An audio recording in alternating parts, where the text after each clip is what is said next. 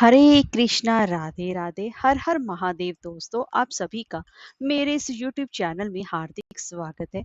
दोस्तों अमावस्या तिथि जो कि पितरों को समर्पित मानी जाती है। साल भर में कुल 12 अमावस आती हैं, लेकिन ज्येष्ठ मास की अमावस्या सबसे ज्यादा खास महत्व का माना जाता है, क्योंकि ज्येष्ठ अमावस्या पर शनि जयंती और वट सावित्री का व्रत भी रखा जाता है।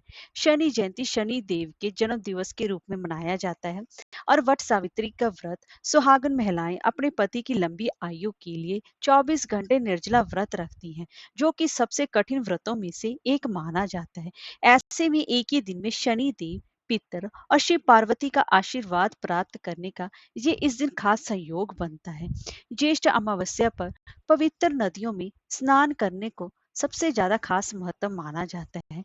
ज्येष्ठ अमावस्या के दिन पितरों का तर्पण करने से पितृ दोष में भी कमी आती है और पितरों की आत्मा को भी शांति मिलती है। इस दिन दान करने से व्यक्ति के सभी पाप कटते हैं और पुण्य की बढ़ोतरी होती है और पितरों के निमित्त किया गया दान भी कल्याणकारी माना जाता है। इस ज्येष्ठ मास की अमावस्या का सबसे ज्यादा खास महत्व इस वजह से है, क्योंकि इसी दिन शनि देव की पूजा, पितरों की पूजा, स्नान दान और देवी सावित्री से किया जाता है। इसलिए इस दिन का सबसे ज्यादा खास महत्व माना जाता है। तो दोस्तों आज की इस वीडियो में हम जानेंगे कि ज्येष्ठ की अमावस्या 2024 में कब पड़ रही है, स्नान दान का मुहूर्त क्या रहेगा, पितरों की पूजा करने का मुहूर्त क्या रहेगा। इसके अलावा इस ज्येष्ठ अमावस्या पर कौन से ऐसे 5 व्रत और पर्व पड़ रहे हैं और इसी के साथ साथ इसका महत्व क्या है और इसकी पूजा विधि के बारे में। तो चलिए वीडियो शुरू करते हैं। दोस्तों अगर आपको हमारी वीडियो अच्छी लगी हो तो लाइक, शेयर और सब्सक्राइब करना ना भूलें और कमेंट बॉक्स में हर हर महादेव अवश्य लिखें। तो चलिए वीडियो शुरू करते हैं। ज्येष्ठ मास की अमावस्या तिथि की शुरुआत 5 जून को शाम को 7:54 पर होगी, तो वहीं इसका समापन अगले दिन यानी कि 6 जून को शाम को 6:07 पर होगा। तो ऐसे में उदय तिथि के हिसाब से ज्येष्ठ अमावस्या का स्नान दान और व्रत 6 जून को ही किया जाएगा, जो कि दिन गुरुवार पड़ रहा है। अब जान लेते हैं कि इस दिन शुभ मुहूर्त क्या रहेंगे, स्नान दान का शुभ मुहूर्त क्या रहेगा। ज्येष्ठ महीने में इस दिन गंगा स्नान या फिर पवित्र नदियों में स्नान करना सबसे ज्यादा खास उत्तम माना जाता है। तो उस दिन शुभ मुहूर्त रहेगा सुबह 4:07 से लेकर सुबह के ही 7 बजे तक रहेगा। उस दौरान आप स्नान दान कर सकती हैं और इसके अलावा इस स्नान दान पर पितृ पूजा करने का भी सबसे ज्यादा खास महत्व माना जाता है, क्योंकि इस दिन जो अमावस्या तिथि होती है वो पितरों की निमित्त ही की जाती है। तो इस दिन सुबह ज्येष्ठ अमावस्या के दिन सुबह 11:30 से लेकर दोपहर के 2:04 तक पितरों के तर्पण के लिए सबसे ज्यादा शुभ मुहूर्त माना गया है, क्योंकि पितरों का तर्पण जो किया जाता है इस समय दौरान ही, दोपहर के समय ही उनका पितरों का तर्पण किया जाता है, तभी पुण्य फलदायी माना जाता है। और इस दिन शनि जयंती भी है, तो शनि देव की पूजा के लिए सबसे ज्यादा खास जो शुभ मुहूर्त रहेगा वो रहेगा शाम को 6 बजे से लेकर रात के 9:49 तक, क्योंकि शनि देव की पूजा जो हमेशा होती है वो सूर्यास्त के बाद ही की जाती है। इसी वजह से शाम के समय शनि देव की पूजा विधि विधान से करनी चाहिए। और इस दिन कहते हैं कि क्योंकि इस दिन भगवान शनिदेव का जन्म हुआ था, अगर इस दिन शनिदेव की पूजा उपासना की जाती है तो कुंडली में मौजूद अगर आपके कोई भी जितने भी शनि दोष है, जहाँ पर शनि की 7.5 या ढैया चल रही है, तो इस दिन शनिदेव की विशेष रूप से पूजा उपासना करनी चाहिए।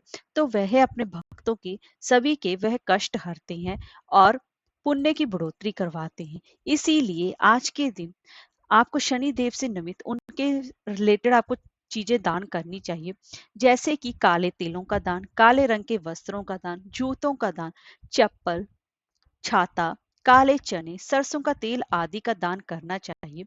इससे शनि देव के दुष्प्रभाव कम होते हैं।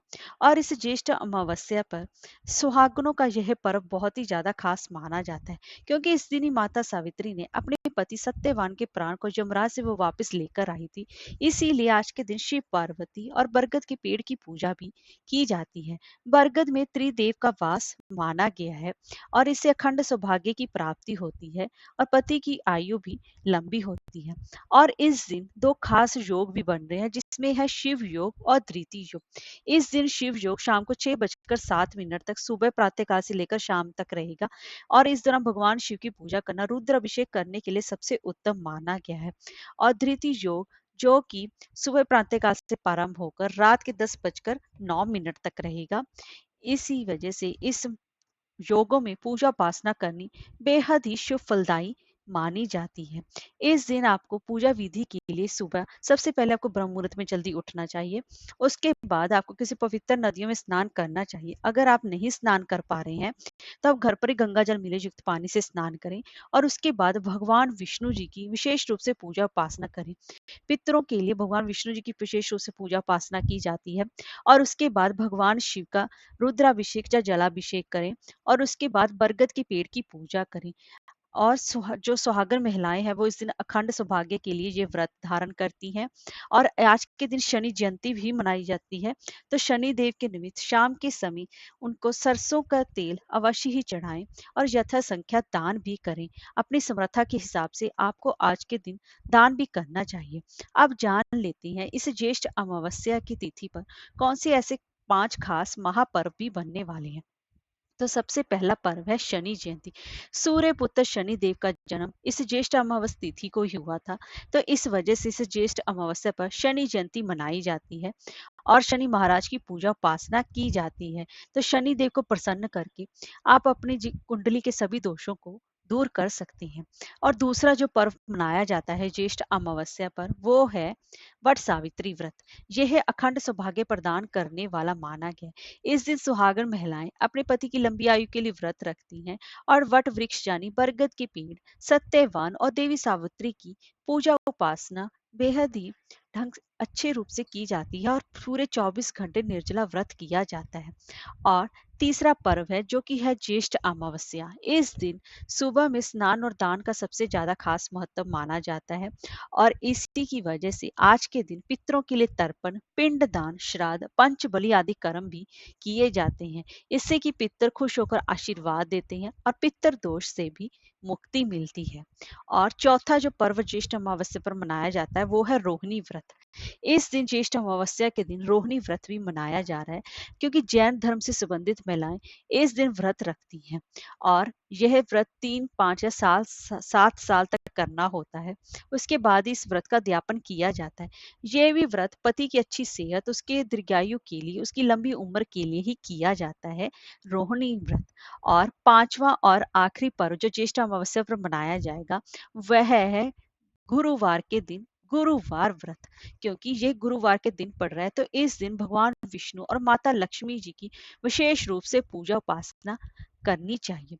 अगर आपकी कुंडली में गुरु की स्थिति खराब है या फिर आप भगवान विष्णु की कृपा पाना चाहते हैं तो इस गुरुवार के दिन आपको इस अमावस्या तिथि पर विशेष रूप से गुरु बृहस्पति देव के स्वरूप भगवान विष्णु की पूजा उपासना करनी चाहिए और उनको गुरुवार को केले के पौधे की विशेष रूप से जल से सींचना चाहिए। लेकिन ध्यान रहे इस दिन आपको केले का सेवन भूलकर भी नहीं करना चाहिए। तो ये थे 5 ऐसे महापर्व जिसकी वजह से इस दिन को और भी ज्यादा खास मना रहे हैं। हरे कृष्णा, राधे राधे।